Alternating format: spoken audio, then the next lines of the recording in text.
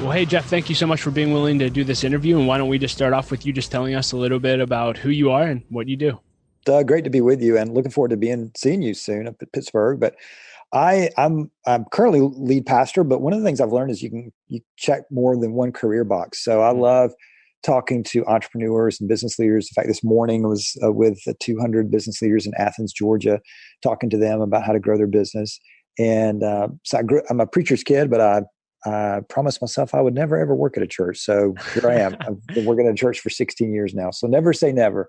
But I really developed an interest in marketing and sports, and did sports marketing, started out with the Braves and eventually landed at Chick-fil-A, managed all of that. But for the last 16 years, I've launched 3 churches with North Point Ministries in Atlanta, Georgia, and have loved doing that. So it's been a number of years in the business world and a number of years in the nonprofit world, and have learned a lot during that time. Yeah, I am curious. What was that jump like from corporate to the church world? Was that a hard decision and a big transition for you, or that just naturally happened? Yeah, no, it was a 3-year process, but I actually went to a conference, Willow Creek Leadership Conference, and the Global Leadership Conference at Willow Creek Community Church. And Yeah, I that's when love it. it was 20 years ago. That's when I really felt like I was supposed to one day help launch and start a church. But that was a 3-year process. We just got very involved. I didn't go in and quit from Chick-fil-A. Nobody does that at Chick-fil-A. Only crazy people like me ever leave Chick-fil-A. And so, but it was over a 3-year process when being involved at North Point, when it just became clear that there was a need there, and I could probably, with my skill set, fill it, fairly decently. And so it's been 16 and a half years, and I love that. But I've never really left the business world, in the sense I don't want to lose my edge on that, because one of the things I discovered, Doug, is that while it's different, there are actually more similarities than differences. I mean, when I left the business world to go in the nonprofit world, guess what I found? People. And people typically have the same issues wherever you go, and good things and bad things and challenging things. And there's leadership that's required, and creativity, and all of that. And while what you're doing, the details are different, there's so many similarities that I've really tried to lean in and leverage. And that's why I tell business leaders, and told them this morning, there's a lot you can learn from the church world. There's a lot that nonprofit leaders could learn from the business world. Yeah, I'm just curious, because you've been in both worlds. Is there one thing that you wish each would learn from each other? I think the terminology bothers me a little bit: for profit and not for profit. And I know why that is for tax reasons, but it's as if you've got profit over here and you've got purpose over here. So you can't have purpose with profit. But I don't think that's true. I think where we're going is that the thriving businesses of the future will understand that you've got to bake purpose into the purchase, so that with every purchase, there's more purpose. And I think thriving organizations will understand that purpose fuels profit and profit fuels purpose. And you may be a nonprofit leader going, well, I'm not in the profit world. Absolutely you are. And here's where that comes into play. My hope is that your future vision for your organization and what you want to do currently outpaces your current resources. Well, if you're going to shrink the gap, you're going to have to learn how to grow. That, in one sense, we could say, is profit. You need to have more money coming in than money going out. And so I think this idea of saying that purpose and profit have to be separate is a dying idea. And I think the businesses and organizations that understand that you got to have both, those will be the organizations that thrive in the future. So that's what I've really learned, is that you can have profit and you can have purpose. They don't have to be separate. That's so good. And you just wrote your first book. You just released it. It's called For, a Growth Strat, or Know What You're For, a Growth Strategy for Work and an Even Better Strategy for Life. And can you just talk about this? Where did this concept for come from? And why did you write this book? And what do you want people to get from it? It really came down to trying to figure out what caused growth in the for-profit and the not-for-profit organizations, if you will, that I worked for. Like, I had the opportunity to work for Chick-fil-A in the marketing department, and Chick-fil-A is one of the fastest growing companies in America. They will reach over $10 billion of sales this year. Wow. And they've had, I think, 50 years of consecutive same-store sales growth, which is unheard of.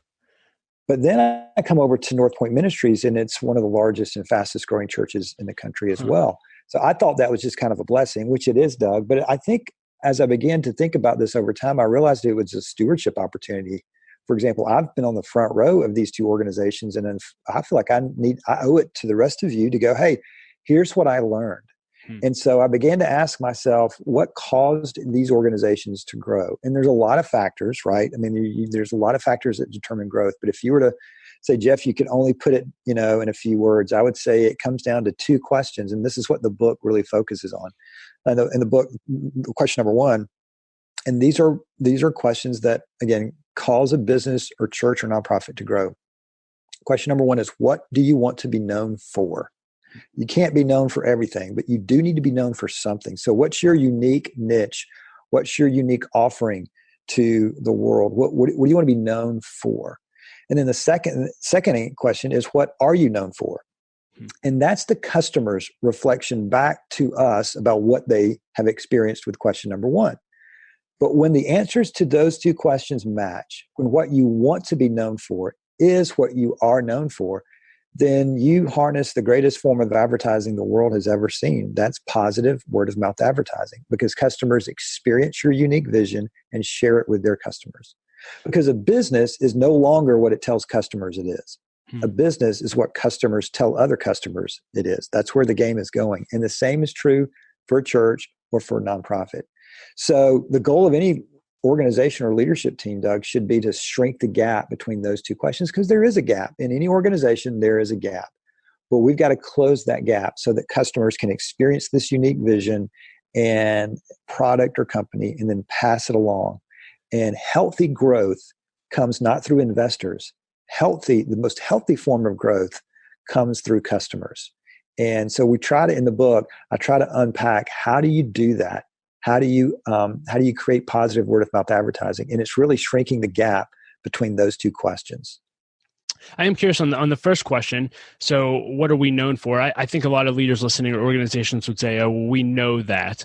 I don't know as much about Chick-fil-A, but I know you guys are very meticulous on this at North Point, getting to that, being very clear on that. Can you just talk to leaders? How can they get clear on what they want to be known for? Is this a weekend retreat once a year to get very clear, or should they just assume they are clear? I'm just curious what your advice would be. I would never assume. Never assume on this issue. And here's what you can do. You can actually just walk around and do a vision inventory and just tell people, hey, what do you think? Or ask your staff, what do you think we're known for? And if you have 5 staff members and you have 5 different answers, there's an issue. And here's why. If there's confusion in the office space, there will be confusion in the marketplace. And it's very dangerous on the part of the leader to assume that there is a consensus on this issue. Give you a quick example. A company that will remain anonymous, but I have huge respect for, their leader used to walk around and say, hey, the main thing is keeping the main thing the main thing. That's the main thing. And so he said that over and over and over again. And then one time in their leadership team meeting, he said that at the end of the meeting, and somebody raised their hand and said, hey, just quick question to clarify, what is the main thing? And then he said, well, it's this. And then somebody else on the other side of the room said, oh, I didn't think that was the main thing. I thought the main thing was this.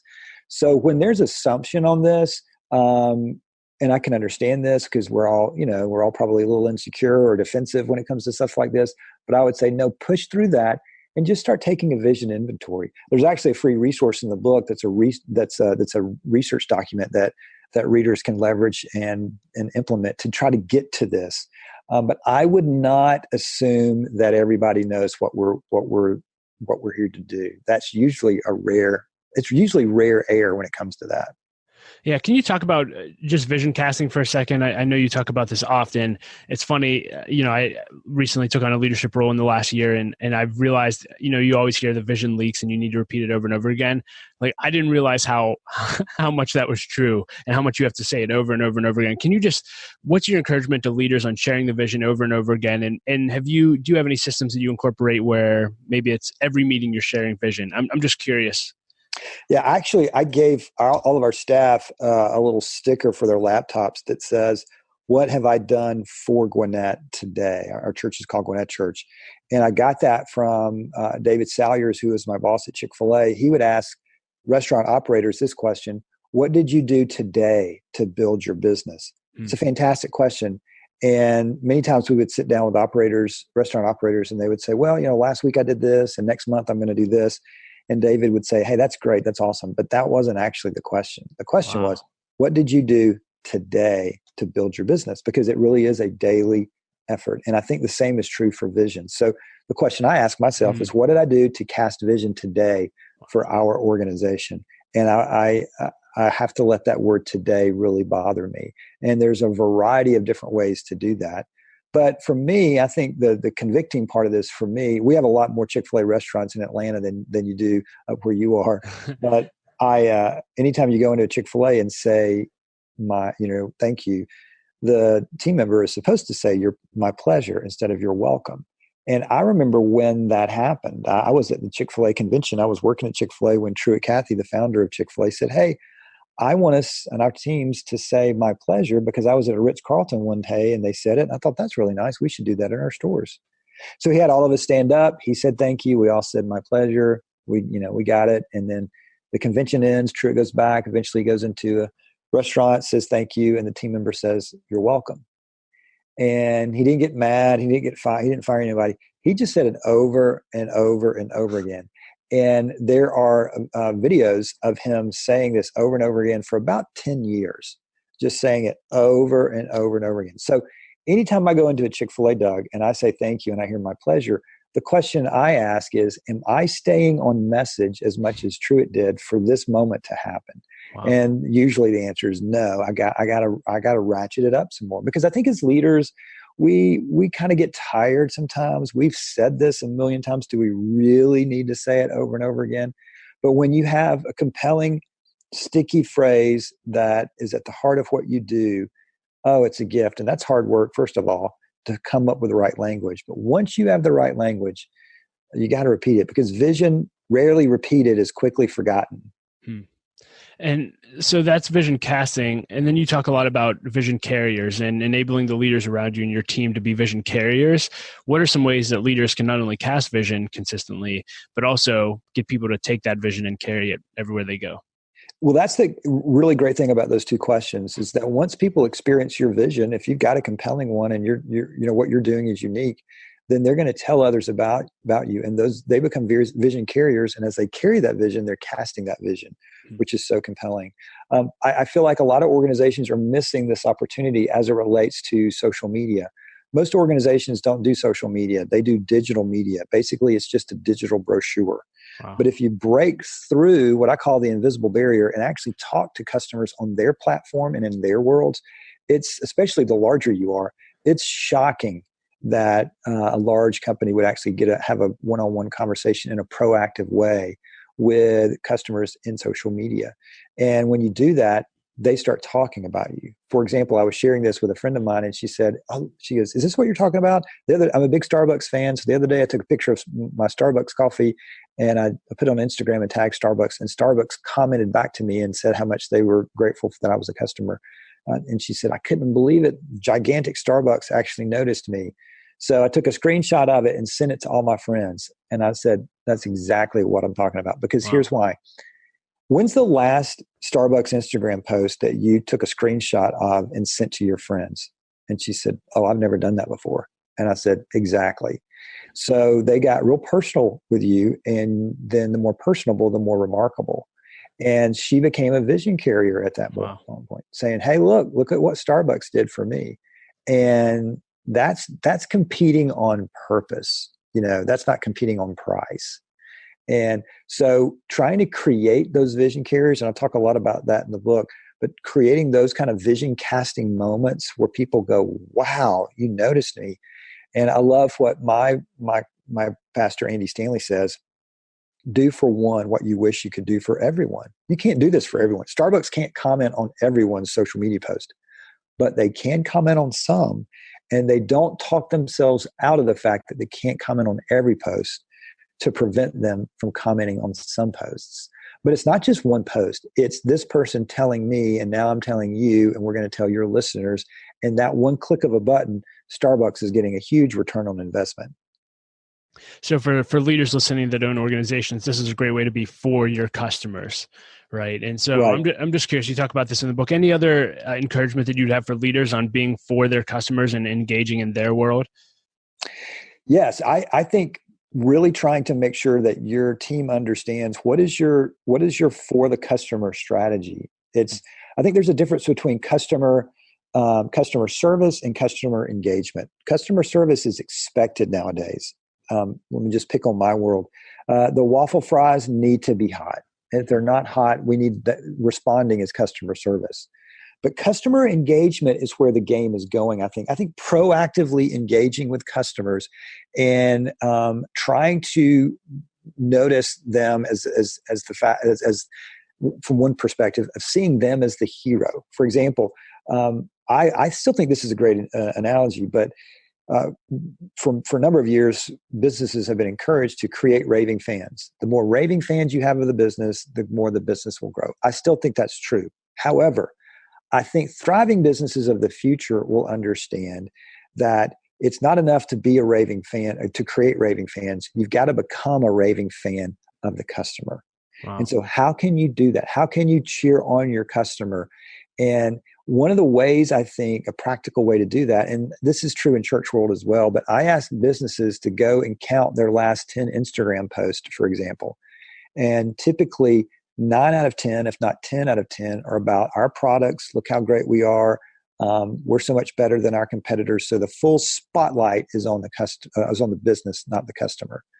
And so I tell businesses, like, hey, if you look at this and you see all these 10 posts about how great we are and we're amazing, look how great our products are. If a business was a person, many businesses would be considered narcissists.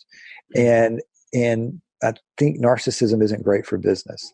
So instead, let's start shifting the spotlight to the customer. Let's start talking about them. Let's start highlighting them. Let's go on your follower list and just start talking to some of your followers and just say, hey, I hope you're having a great day today. If you did that for 10 or 15 people every day, that's a far more effective social media strategy than just consistently posting product shots. And I've heard you talk about this, but you actually have times with your team where you intentionally do this together, correct? So every week you guys schedule time and say, hey, we're going to just go and engage. Is that accurate? Absolutely. Yeah. In fact, we do that every Wednesday. We just we search hashtag for Gwinnett and we like 10 posts and comment on 2. And honestly, we need to get better at this because we don't have to wait for staff meeting on Wednesdays to do this. And this is why I think there's a fundamental mistake that organizations are making when they put social media in the marketing or advertising department. It's not marketing or advertising. If you treat it like that, it will be digital media, not social media. I would create a separate a separate department that says customer engagement. Wow. This is what we do. Because what most organizations are doing right now, they're just treating social media as advertising. And that's a mistake. Now, I'm not saying you shouldn't ever advertise. I'm not saying you should not ever post about your products. You certainly should. I'm just saying to truly be for the customer, you're going to have to balance that out. So I love what Chubbies has done. Chubbies, this men's shorts organization, they just feature customers wearing their products, and they just go and customers take pictures of themselves and tag Chubbies, and Chubbies just pulls it from there and just feeds their Instagram posts with customers wearing their products. And then when that happens, customers go, oh my goodness, I made the Chubbies shorts page. And that's a way of turning over the social media feed to customers, which I think is a brilliant way to really truly do social media.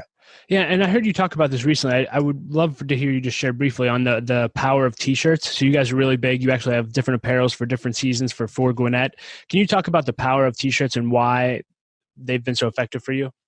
Well, they're really conversation starters, really. That's what they are. And we put signs out around the community that says for Gwinnett, and Gwinnett is a county in Northeast Atlanta. And people look at that and they go, for Gwinnett, what does that mean? Because I live in Gwinnett and I'm for Gwinnett, but who is this and what's behind that? And so when they go into restaurants or ballparks or grocery stores, countless conversations, Doug, have happened when people come up and go, hey, what does for Gwinnett mean? And for us, this is one of the ways that we answered the 2 questions. What do you want to be known for, and what are you known for? Because when we started the church, we asked those 2 questions. That's where this came from 8 or 9 years ago. And we kind of stumbled upon this truth that in church world, many people are more familiar with what the church is against rather than what the church is for. And we thought, wow, that's both true and sad. So within our context, what do we want to be known for? And we said, well, we want to be known for being for Gwinnett kids and students and children and businesses and schools. We want to be a value add to this community. And so when we kind of sent those T-shirts with that message out, it really resonated with people to the point where it struck up conversations. And we had to equip people with what to say. But we just said, when people ask you what For Gwinnett is, you say, well, it's a church. And they'll say, well, why is it a church? Why does it say that? And then you say, many people are more familiar with what the church is against rather than what the church is for. We want to be known for what we're for. So vision casting is really like carrying a bucket of water. The more words you have in the bucket, the more words spill out. So you have to have just a few words so that people can say it back.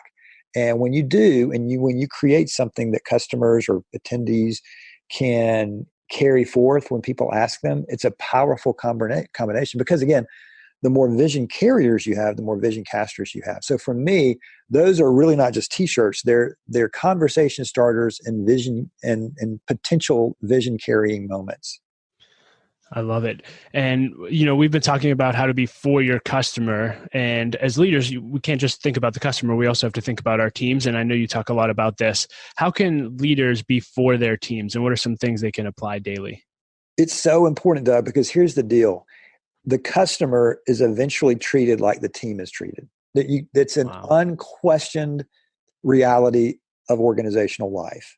And we can say that we have a great customer culture and we love our customers, but if we treat our teams poorly, just given enough time, that will eventually flow to the customer. It's without question. It may take a little while, but you can't have a healthy customer culture with a dysfunctional team culture. It's absolutely impossible. So it's not enough to be for the customer. You really have to start with being for the team. And there are all kinds of ways to do that. But as I observed over the years, I observed that if you just do something consistently, I call it designing a for the team culture, and you just go over and over, you believe abundantly and you appreciate consistently and you develop intentionally and you listen actively and then you live repeatedly. You just go over and over and over again. And there are some specific strategies under all of this. When you do that, you create a culture by design. Because you know this, you either create your culture by default or by design. There's no balance of like, I'll get back to this in about 6 months. Because if you get back to it in 6 months, it's just a nightmare. And so you got to have a design. So one of the things I ask leaders and organizations is, show me how you are designing your team culture. And the good news is, if you don't have one, you can just get one in the book now. But this is just based on things I've learned from other leaders, picked up from other leaders, things I've tried, and it really gets to the heart of truly being for your team. And I love what a friend of mine, Tim Irwin, says, is that you can be really, really honest with anyone on your team as long as and they'll take it and learn from it, as long as they know that you are genuinely for them and you are pro for them. And once they understand that, when you give them feedback that might be hard to hear, they know it's coming from a person who has their best interest at heart. And when you create that kind of a culture with the team, it will flow to the customer. And I can tell, and you can too, Doug, and any of our listeners today, when you go into a business, you can tell instantly how the team is being treated because it's flowing right to you as the customer. And I can sense that anytime I walk into a business. It may take a few minutes. Sometimes it doesn't take a few minutes at all. They're like, oh, you guys aren't being treated well at all around here, are you?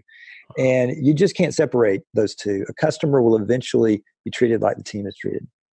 Yeah, a small way that I've heard that you are for your team, and this certainly applies beyond team, is thank you notes. I recently heard you talk about the power of thank you notes. You write these consistently. Can you just talk about that? Actually, I was so inspired hearing you talk about it in another interview that I made a daily quota now. And so I just finished my 5 this morning. And wow. So thank you for encouraging that. But can you just share your heart for thank you notes? I think one of the best principles I've ever heard on gratitude comes again from Andy Stanley when he says, unexpressed gratitude communicates ingratitude. And so what he's trying to get at there, Doug, is, hey, it's not, do you feel grateful? We all feel grateful. I mean, I feel grateful for the opportunity to be on your podcast, but If I don't circle back and go, hey, Doug, thanks for letting me be on the podcast, that's assume that I think you know that. And so I've just made it a practice and you're ahead of me because I only do 3 thank you notes a day. You're doing 5 now. So you're 2 ahead I of me. also just started. We'll see where I, okay. All right. Yeah. Well, I got a good head start on you. But so I try to do 3 thank you notes a day, 5 days a week. And I have different systems. Like if you were to see my office book bag that I carry around with me, I've got thank you notes in there. I've got thank you notes in the glove compartment of my car. If I'm, at an appointment and somebody shows up a little late, I'm trying to write those notes. I carry a list of people that I need to thank who are contributors to our church. Every Sunday, I send a text to our staff saying, hey, any great stories that I could, volunteers today that I could write a thank you note to. Wow. But the thing I've observed about thank you notes is that people don't throw them away. They keep them, generally speaking. Yeah. And my hero, other than you now, because you're 2 ahead of me, but my hero on thank you note writing is Frank Blake. And Frank was the former CEO of Home Depot. And he walked into Home Depot in a very difficult situation. The board had just fired the last CEO, and they gave the reins over to Frank, and he had never been a CEO before. Huh. And he would tell you the turnaround, and there was a massive turnaround when he went there. There was a culture turnaround. But he would tell you that one of the primary reasons it turned around is because he wrote thank you notes. Now, when you want to talk about writing thank you notes, Frank's like the Michael Jordan of thank you notes. And I am referencing Michael Jordan, not LeBron. He did 100 thank you notes a week, 100 wow. Thank you notes a week. And he developed a system about how how the different regions would find stories of Home Depot associates that had done great things with customers or great things in the business. And they would send them to Frank. And then Frank would have an appointment with himself and sit down and write these notes. And you think that has to take an extraordinary amount of time, but it was an extraordinary amount of valuable time that he was investing into the culture, and the culture turned around. And it didn't turn around with 1 thank you note. It didn't turn around with 100 thank you notes, but it did turn around. And so I tell people, you can't just feel grateful. You have to have a gratitude system. So what is your gratitude system? So you have 5 a day. I have 3 a day. Frank had 100 a week. But having a system helps me know, okay, am I ahead? Did I write my 3 today or not? Okay, if I haven't written my 3 today, I've got until midnight tonight to write them. And I just think that is an invaluable thing. And people are just shocked typically when they get thank you notes, which is somewhat of an indictment on our culture and our work organization, right? But I just feel like thank you and gratitude is such a huge, huge value add for organizations. Love it. So we talked about how to be for our customers. We talked about how to be for our teams. Can you talk about how individuals, leaders, and organizations can be for their city? Absolutely. I think going back to our earlier comment about having a compelling purpose, that if your goal is just to stay in business and to keep the organization afloat, you're not going to do that for very long.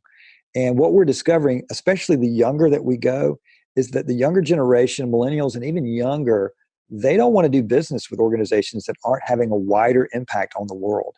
And there's a group called the Havas Group. I mentioned them in the book. They do research called a meaningful brand research. And they're asking people, do you think brands and businesses care about you? And 75% say no.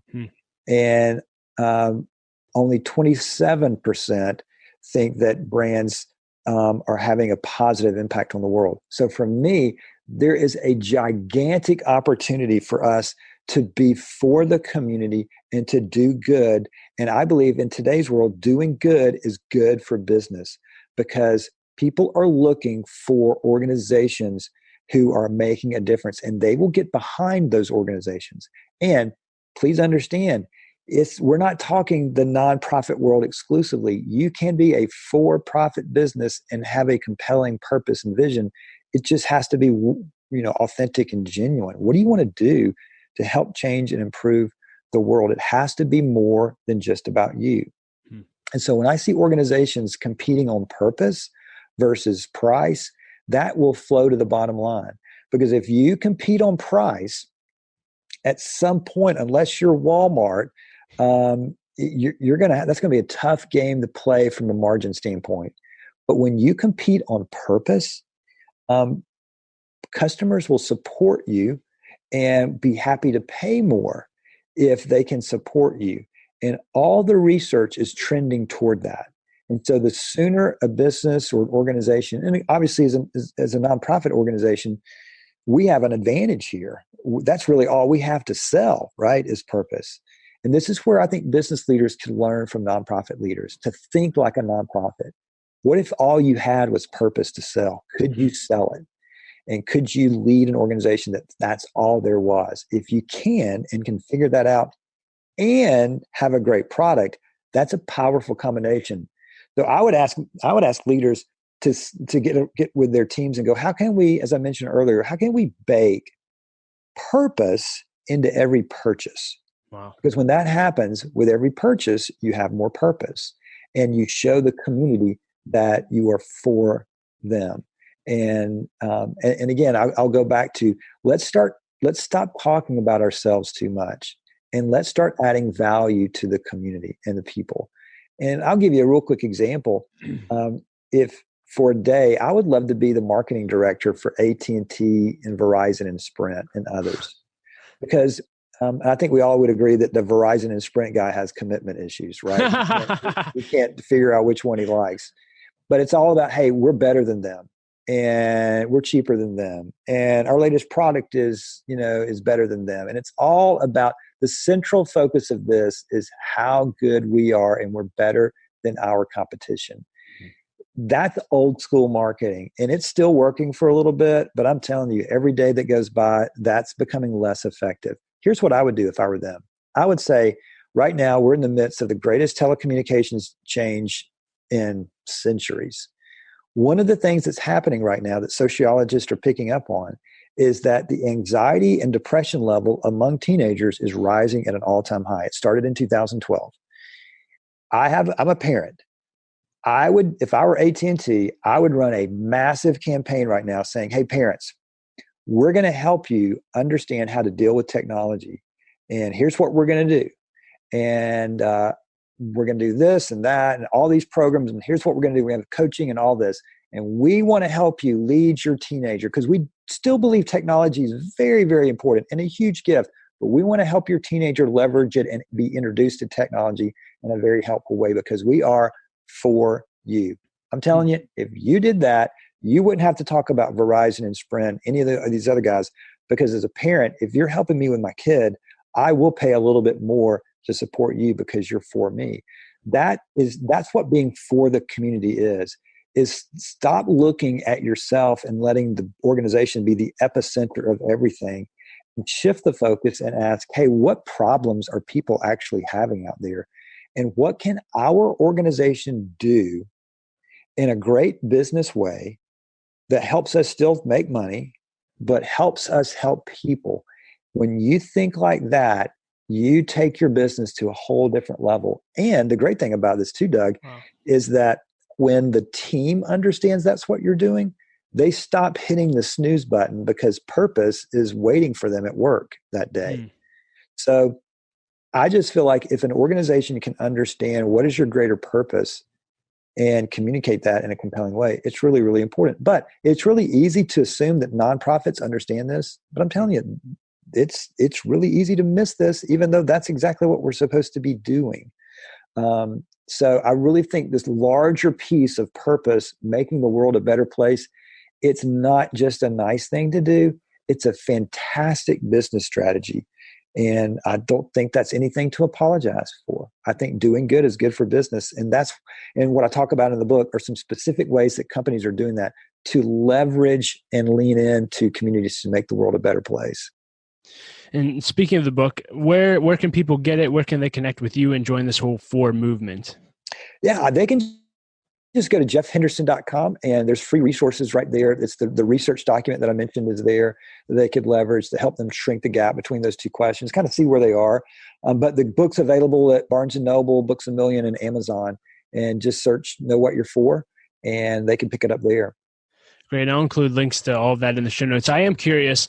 I was listening again to your interview with Carey Nieuwhof, and it sounds like his encouragement greatly impacted you and actually helped cause you to write this book. What did you learn as a first-time author launching your own book out there about writing and the publishing process, and even having a message in your heart so long and getting it out there? I'm just curious what lessons were learned. Years ago, Doug, I read a book by Stephen King where he talked about how his writing process, Stephen King is such a prolific writer. It seems like he's coming out with a movie every other day, or a new novel every other day. And he said, well, I have a trick. I write 1,000 words a day, 6 days a week. And I don't wait on inspiration. I work for inspiration. And I thought, whoa, that's powerful. Because I think in any creative process, we feel like we have to have, the sun setting and music playing and the hot coffee, and all that helps. But if none of that is there, you just got to work. And he said some days he would hit word count and he would be at 72 words, and it felt like it was drudgery. On other days, he would hit word count and he would go from 1,000 to 5,000 words. So I thought, that's what I'm going to do. But he's Stephen King. I'm not Stephen King. So I thought, I'm going to do 500 words a day, 5 days a week. And I just maintained that discipline. And some days were much better than others. But the discipline to show up and do the work. Stephen Pressfield wrote the book, The War of Art. And he said, you win if you show up and do the work. Don't worry about if it's good or not. That'll come at a later time. That's called editing. But show up and do the work. And by showing up and doing the work, that gave me a system to know how I was doing. And then I just made it a secret goal of mine that for every deadline the publisher gave me, I would beat it by a week. Wow. To show them that I'm serious about this message. But the good news is that I've been living this message for years now. So I wouldn't say it was an easy thing to write, but it was also just something that I'm naturally, I just believe in this, and it's something I've lived for so long. It just kind of naturally came out. The harder thing was just like picking the book cover and all that kind of stuff, because half my friends loved what the current book cover is. The other half hated it. So, I feel like I have half my friends that are mad at me because, I went with the other book cover. And I caught surprise and I thought, oh my goodness, the book cover, I didn't think that was going to be that big of a deal. Wow. That's fun. And not only are the books available online, but you're also doing a book tour. We mentioned earlier, you are coming to Pittsburgh at the end of October here. Where can people find book dates if you're coming to their city? Yeah, just go to jeffhenderson.com and just scroll down and you'll see the business breakfast tour. And then you'll just click on your particular city and that'll take you to Eventbrite and you can buy your tickets. It's $15 and that includes breakfast. You'll get a book and we're going to be talking more about what we talked about on the podcast today. But I think it's a great opportunity to bring your team or coworkers or friends that want to learn. We just did our first one today in Athens, Georgia, and it was so fun. I mean, we had a wide variety of people from business, church, nonprofit, and some that were just starting and had an idea. And so it was really, really great. We sent them out with a question, hey, you got some work to do. What do you want to be known for? And a lot of folks haven't thought about it in that way. And so that was really, really fun. And then there's just a kind of an organic networking opportunity. People stayed around forever just to talk and get to meet different people in the community. So I'm excited about being with you all, and it's going to be a great time. With the time that we have left, I want to dive into what I call the lightning round. Love taking leaders through these questions. Just a bunch of short questions that are fun. So we'll just kick it off with, what is the best advice you have ever received, and who gave it to you? My first business mentor, he said, there's not a limit to what a person can do when he or she doesn't care who gets the credit. And that puts your heart in the right place. If you could put a quote on a billboard for everyone to read, what would it say? Well, the last one I just mentioned was pretty good. As a pastor, I would probably say God is for you. But if from an organizational standpoint, I think I would say leave things better than when you found them. What's the best purchase you've made in the last year for $100 or less? Thank you notes. There we go. Thank you notes. So cheap, but so worthwhile. What are the top one or two books you find yourself giving away most often these days? Well, Honestly, right now it's my book because we're giving them all the book, but I don't know that really counts. But everybody gets a book at the business breakfast. I really liked "Ego is the Enemy" by Ryan Holiday, and I talk about that. I talk about that book quite a bit, and then John Maxwell's 21 Irrefutable Laws of Leadership. That's just a classic. That if you haven't read it, you got to read it. If you listen to podcasts, what are the top one or two you listen to most often? Yours, Carey Nieuwhoff's, and I love How I Built This. It's the NPR podcast with Guy Raz, and it just interviews people that are saying, hey, here's an idea I had, and I didn't think it was going to work, and you go through this journey, and you begin to understand, they faced the same challenges that I faced, and I just love that podcast. What are you passionate about right now? Well, I love my family, so I'm very, very passionate about them and focused on them. But I really like this message, this Ford message, so I'm very excited about that. As a leader, what do you wish people knew about your journey that they may not know? That it's not as easy as it looks. I think sometimes I can look at other leaders and think, I wish I was like that. But we all have struggles. We all have challenges. We all have insecurities. So I am as insecure and as flawed and people come up to me and go, it's just easier for you. I'm like, I don't know if it's easier for me. We all have our challenges. We're all flawed individuals. We're all insecure. We're all struggling with a lack of confidence or maybe arrogance sometime, but I'm a work in progress and so are you. What's your greatest challenge right now? Greatest challenge is trying to figure out how to lead a church and launch a book all at the same time. That's a good one. Do you have a favorite failure that has led to success? Yeah, when I had this idea at Chick-fil-A years ago where I wanted to put Chick-fil-A, the Eat More Chicken cows, in the cup holders at Atlanta Stadium here for the college football bowl game, Chick-fil-A Peach Bowl, and I thought it was a great idea. But during a play that went against the other team, their fans threw all the cows onto the field. I thought it was a disaster. And I had convinced the owner, Truett Cathy at the time, to pay for all these 72,000 cows. Wow. I'm sitting up there in the press box and seeing all these cows being thrown on the field, and everybody's asking, who is the marketing genius that came up with this idea, right? That's beautiful. But it ended up, my boss, David Salyers, came up to me and he said, hey, I think there's an idea here. And I thought, an idea here? This is an awful idea. He said, no, he goes, first of all, the publicity value we're going to get out of this is amazing. Secondly, what if next year we thought of another way for the cows to get on the field, but in a more memorable way? So long story short, we decided to put little parachutes on the cows, and for the next year's game, and when teams ran on the field, we just literally dumped thousands of parachuting cows onto the field. Well, everybody lost their minds, loved it. And that was 20 years ago, and they've been doing it ever since. And so the parachuting cows have become this tradition. But a lot of people don't know the story behind that. They just think, oh, cool, parachuting cow, that was a cool idea. Well, that idea, in all likelihood, would never have been born if it weren't for what was perceived to be a failure at the time. And so I tell my kids all the time, hey, if you think this idea has failed, what that means is that you just haven't pushed further. You've stopped. This might not be a failure. It might lead you to the next thing. And Thomas Edison would tell you that's why he failed 10,000 times. So that failure actually led to what I thought was the worst day of my marketing career actually ended up being one of my best. Wow, that's a great story. You get to spend time with a ton of great leaders. And I'm just curious, do you have a go-to question that no matter what you ask every leader? Yeah, what are you learning? What are you learning right now? Because I think any great leader never stops learning, and they never start coasting. So what are you learning right now? And then how are you applying what you're learning? So that's my next question for you. Right now, I am learning a ton about the publishing industry. So there's that. And as a rookie author, I'm learning all sorts of things. But the other thing I'm learning is to try to test out messages as I go along to see what is most resonating.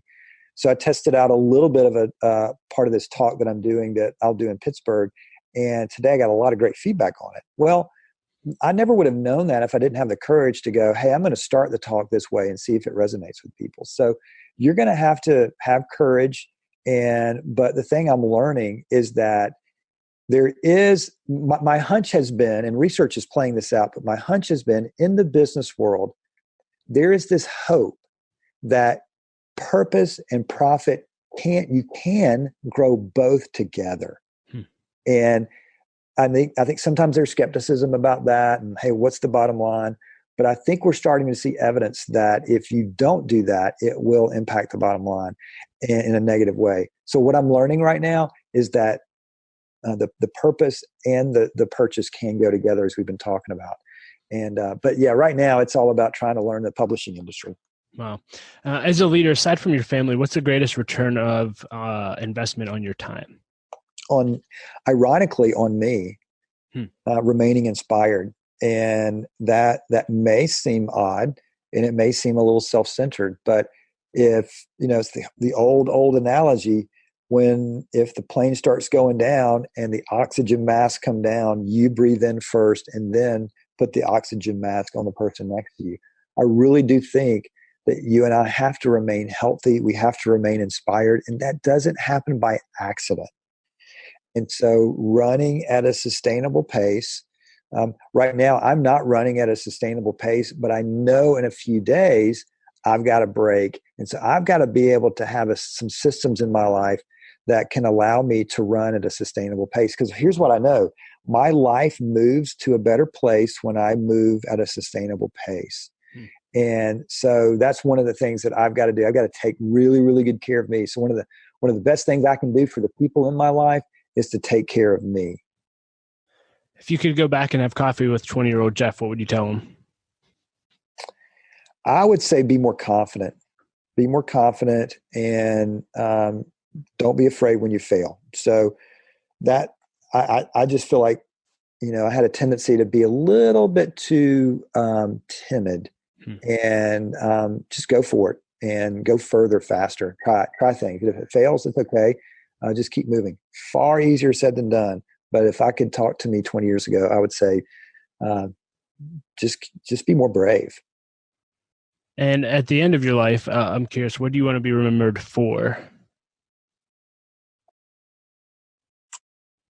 For me, there's two things. There's a lot, but I'll give you two answers. First, I want to be known for being for the person right in front of me. So right now, that's you, Doug, and your listeners. My hope and prayer is that this will be helpful in some form or fashion. So I want you and your listeners to walk away to think Jeff was for me. He was really focused on me. For me, as a person of faith, Jesus had this statement that when I come back to the earth, will I find faith? And that verse has always stayed with me. And so for me, what do I want to be known for? I want to be known for being found faithful in all the areas of my life. So if Jesus were to return today and walk up to Wendy, my wife, I want him to say, hey, was Jeff, faithful to you? Not just, from a marriage vow, but just was he focused on the marriage? Same thing with my kids, financial steward, leadership steward, all of that. Am I going to be found faithful? And that's what I want to be known for, that I was found faithful in all the areas and roles of my life. Anything else you want to leave leaders with today? First of all, thanks for listening to Doug's podcast. That's awesome. And we hope this has been helpful. And if you're in the Pittsburgh area, come up and see us. And I would love to meet you in person and excited about being there. So just honored to be on the podcast, Doug.